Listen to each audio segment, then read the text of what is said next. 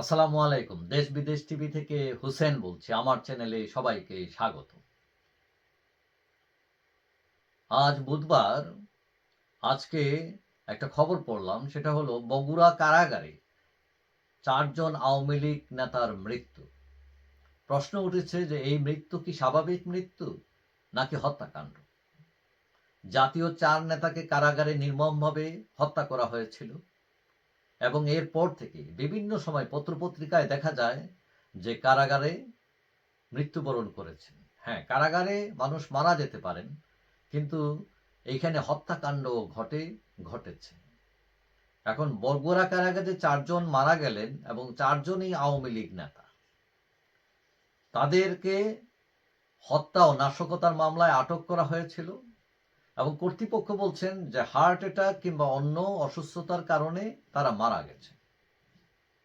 কিন্তু তাদের এক পরিবার দাবি করেছেন যে কয়দিন আগেও তারা দেখা করেছেন বন্দীদের সাথে এবং এরকম কোনো অসুস্থতার কথা তারা বলেননি এবং এই তাদের কোনো মানে হৃদরোগও ছিল না, কোনো অসুখ ছিল না।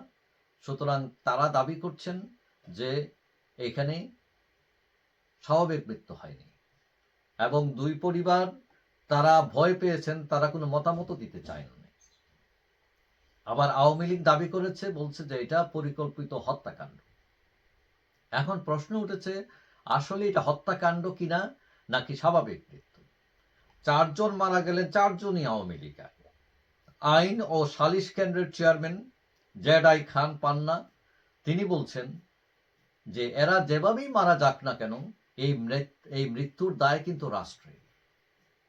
এখন ডক্টর ইউনূস সরকার তারা তো বিভিন্ন মানবাধিকারের কথা বলছেন, আওয়ামী লীগ সরকারের দুঃশাসনে বিচারের কথা বলছেন, কিন্তু তাদের সরকারের আন্ডারে যদি নিরাপদ হেফাজত থাকা অবস্থায় কোনো কেউ মারা যায় এবং তার দিকে আঙ্গুল ওঠে, তাহলে সেটা নিশ্চয়ই কোনো ভালো লক্ষণ নয়।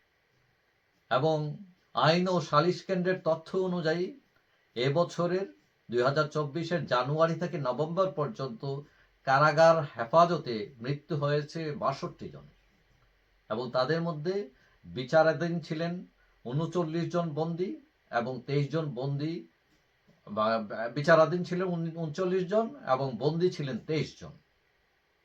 এখন কারাগারের বন্দীদের সুরক্ষা এটা রাষ্ট্রের দায়িত্ব।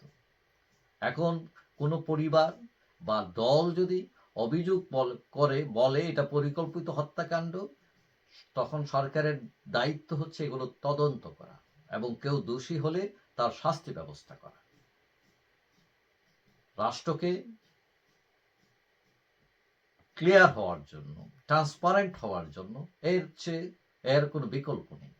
আশা করি সরকার ব্যবস্থা নেবে এবং তদন্ত করে বের করবে যে এটা আসলে হত্যাকাণ্ড নাকি স্বাভাবিক মৃত্যু।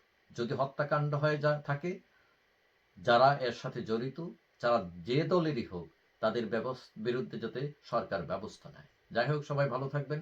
আশা করি দেখা হবে অন্য কোনো ভিডিওতে ইনশাআল্লাহ।